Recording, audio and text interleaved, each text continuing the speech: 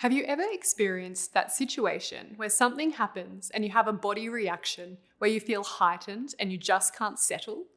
Your breathing is faster and you can feel your heart rate is increasing. Chances are that your stress response has activated and you haven't been able to regulate it.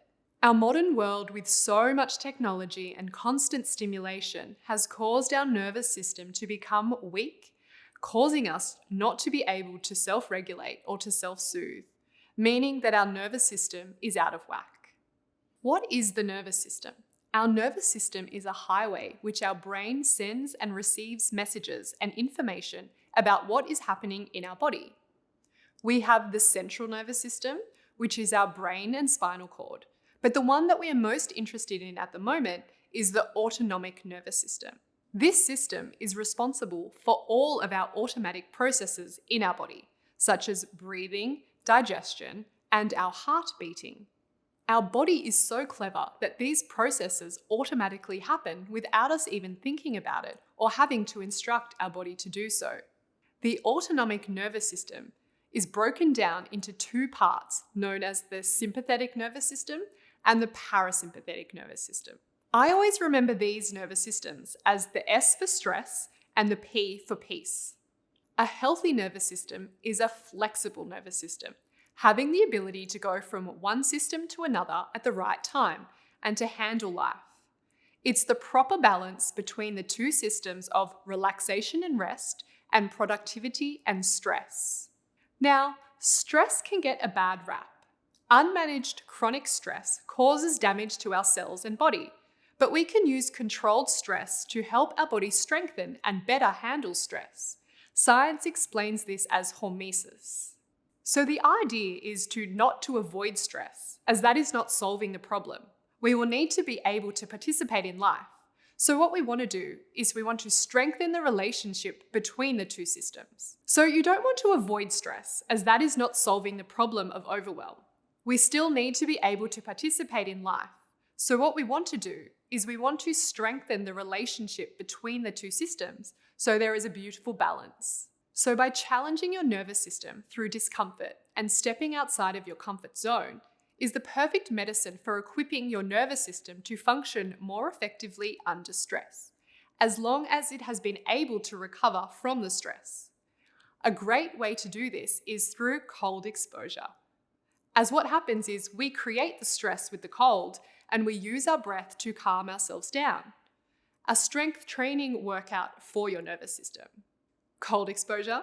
You might ask, why on earth would you sit in a body of freezing cold water? Yes, it is a challenging feat and can be very uncomfortable. But when we avoid discomfort, that's when life gets harder. It's time to start to get comfortable with being uncomfortable, as that's how we upgrade in life and grow and have overall better health and wellness. If you want to have a greater health span, then these are the little hacks that you can implement in your life in order to enhance that wellness and vitality. Cold exposure brings more focus, better performance, improves your immune function, and helps you to be better at handling stress. You never change your life until you step out of your comfort zone.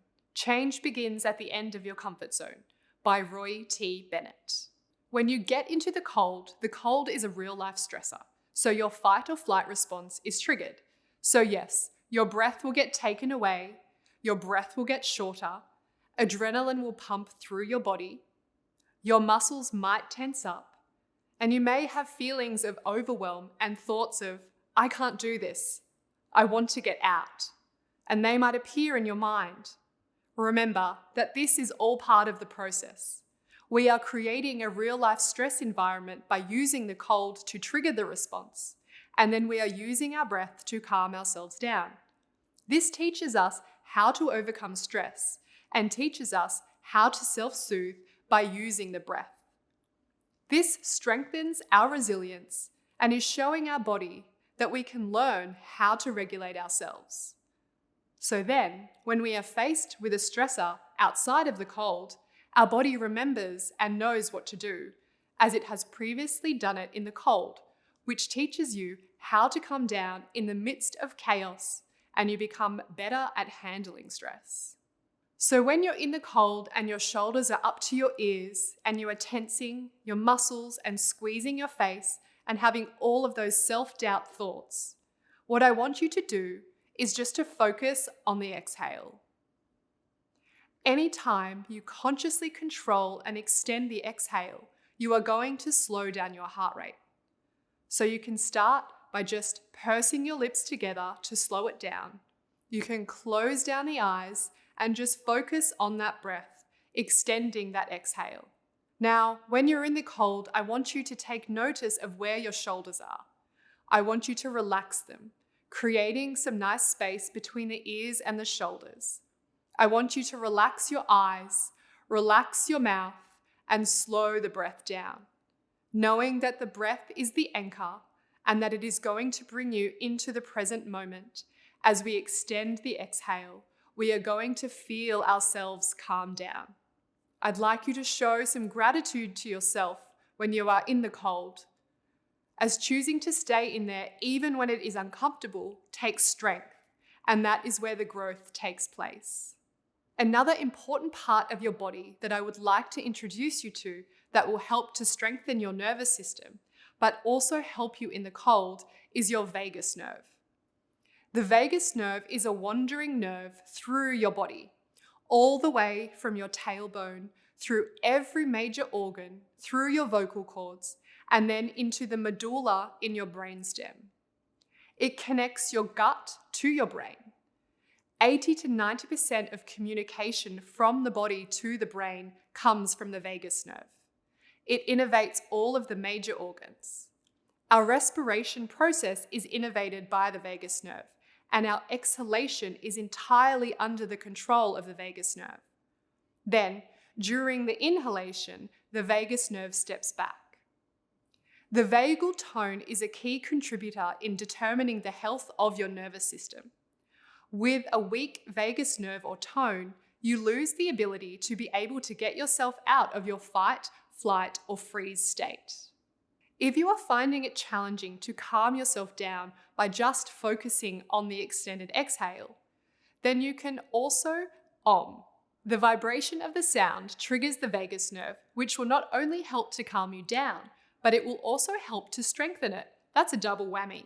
So let's give this ancient yogic practice of Om a go. You inhale, and after the inhale, you then Om, and then inhale, and continue to do this. And this will create a connection to the present moment and allow you to focus and calm yourself down. Continue this for a couple of minutes and continue to stay with your breath.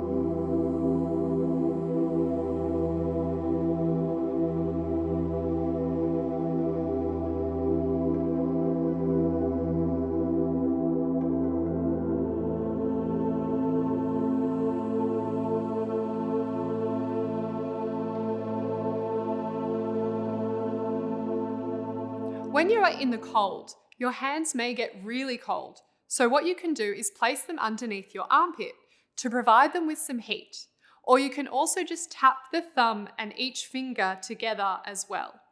Cold exposure also has an array of other benefits.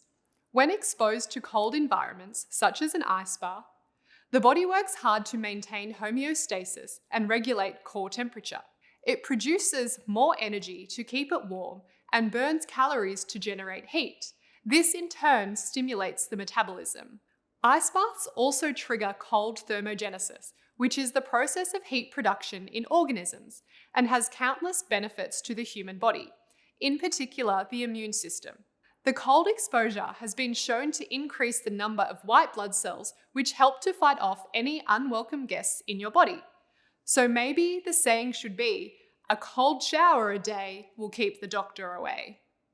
Cold exposure also positively influences your mood and focus, as it causes a prolonged release of dopamine, which is a powerful molecule that helps to elevate your mood, focus, and attention. We have over 100,000 kilometers of veins, arteries, and capillaries that is a part of our cardiovascular system.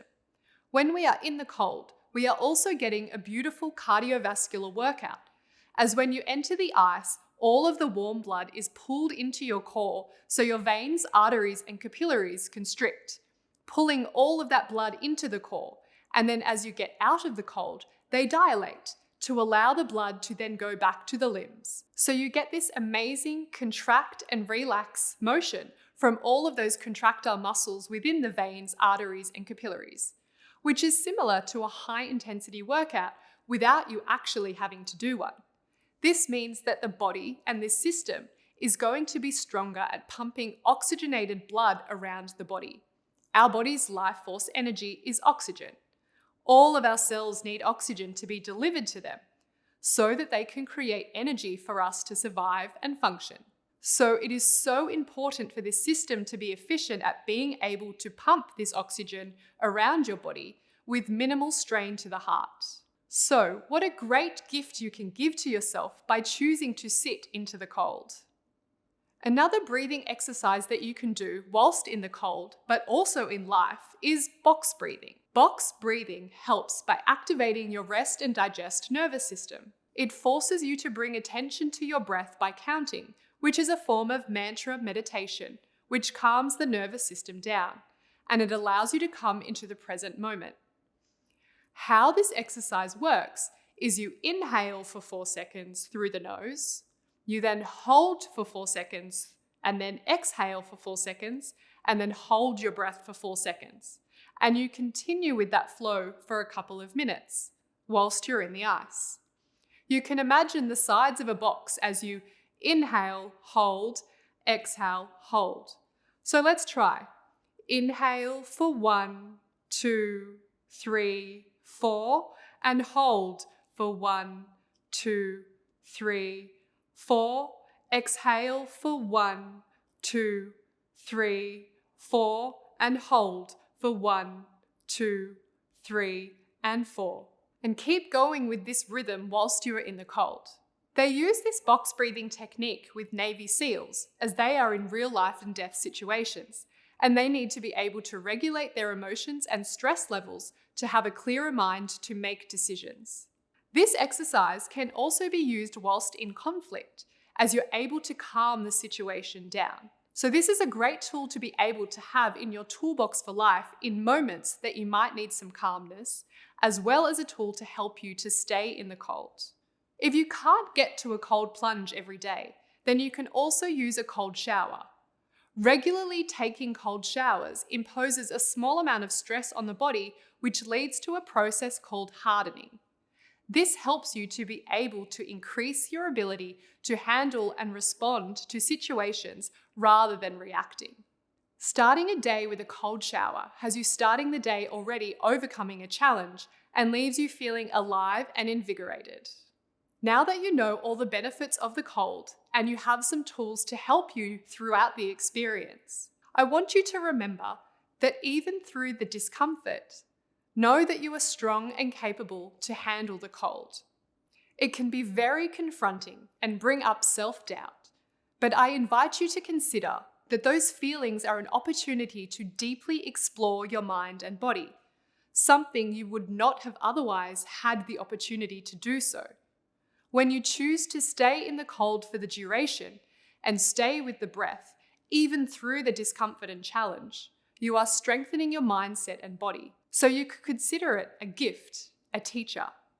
The cold is not to be feared, but to be embraced.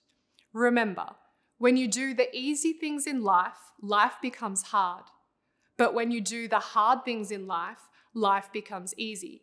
So when you choose to do the hard thing of the ice bath and commit to it, then you will notice a positive impact in your life.